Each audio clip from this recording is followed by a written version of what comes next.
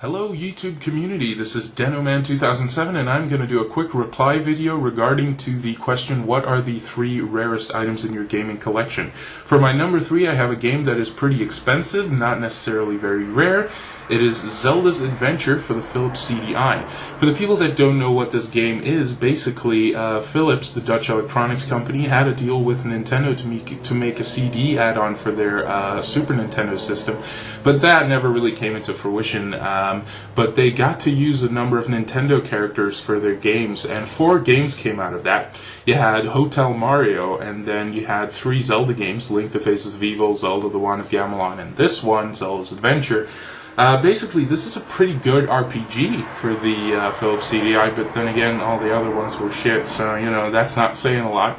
But, yeah, this sells for about $200, $250 on eBay, I've seen it go.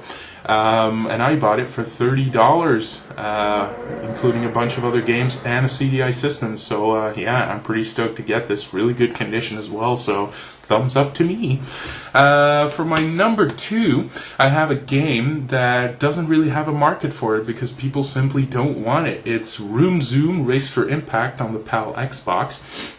I phoned up the developers of this game in Manchester, England, and they basically also didn't know that there was a PAL version for the Xbox on this game. There is a PAL version for the PS2 and the PC, I believe, but not for the Xbox.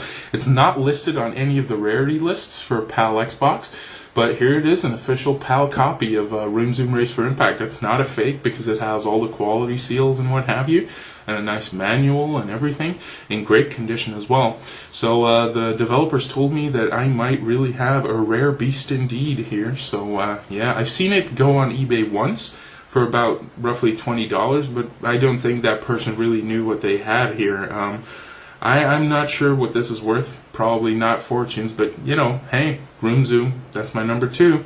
And my number 1 is the pride and joy of my collection, because I'm mostly a fighting game collector, as some of my viewers know. And this is my number 1, a complete in box Clay Fighter Sculptor's Cut.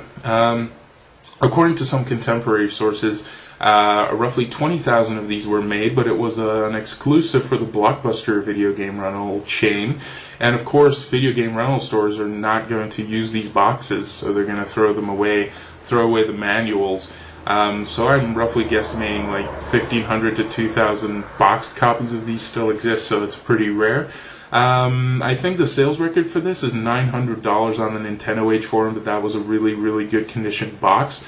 This one is decent. I mean, it doesn't have any tears or anything, and it doesn't have the sticker on the back, which often happens. Like, usually over here you'd have this big ugly sort of sticker made out of paper that you wouldn't be able to tear off without damaging the whole thing.